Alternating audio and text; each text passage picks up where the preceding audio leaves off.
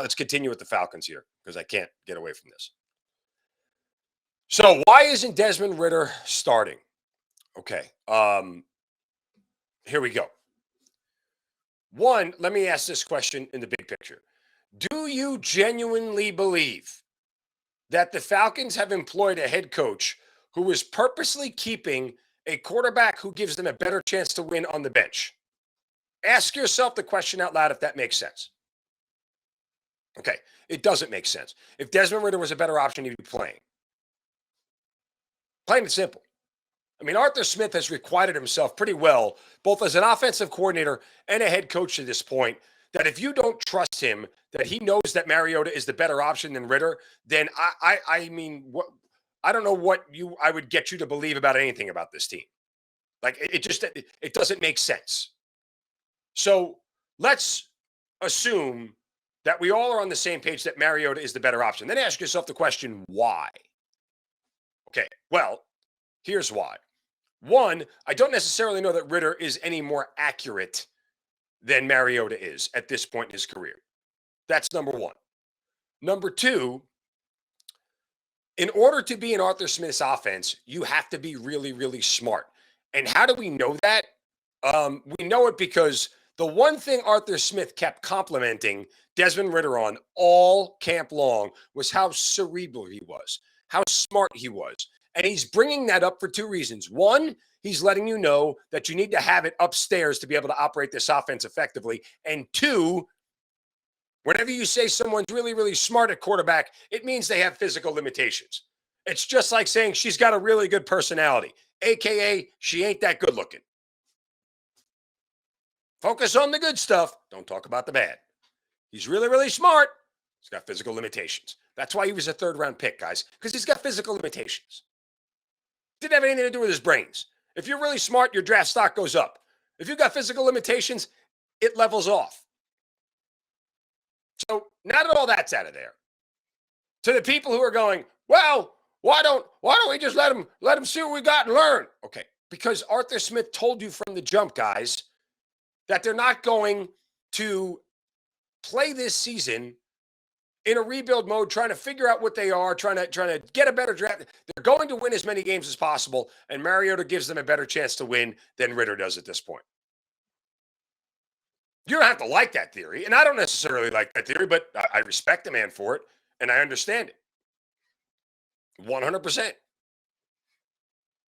I'll say it one more time. They are not making a change at quarterback unless one of two scenarios manifests itself. One, there's an injury to Mariota.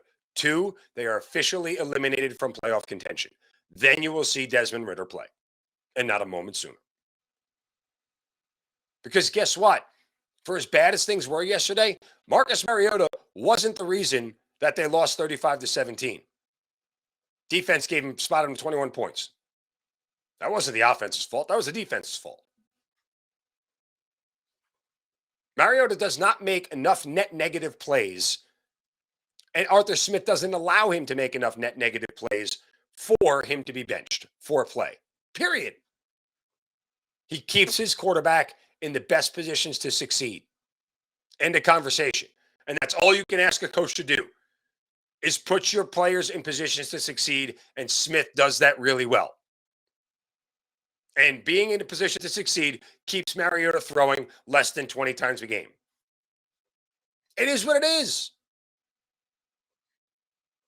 I'm not sure why you guys can't grasp this. Like my grandmother used to say, you little stuna, little gabadost. It's Italian for those who don't know. Anyway. The point is, this is the reality of what this team is and how it's constructed. You can't change it. So stop asking to.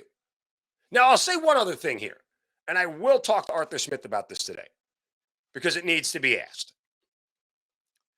And we're going back to a topic that we've talked about before, and that is Kyle Pitts and Drake London getting more of the offense. They both only caught 3 passes yesterday, and they both had 9 yards receiving. That's really bad. Drake London only got 1 target. Kyle Pitts got 5. This is tough. And I understand what Arthur Smith is saying, but at this point, you have to find a way to get the ball in the hand of Pitts and London, particularly Pitts. I don't know necessarily how you go about doing that, but um, you have to find a way because, again, we talked about it last week. You didn't draft Pitts to be a really good blocker, fourth overall. He's a game-changing player. You got to give him opportunities to change the game. And when you're trailing, you can't get back in the game without putting the ball in the hands of Pitts in London. You just can't. But Smith is very adamant about taking what the defense gives you and making sure that you make the right play as opposed to the high reward play.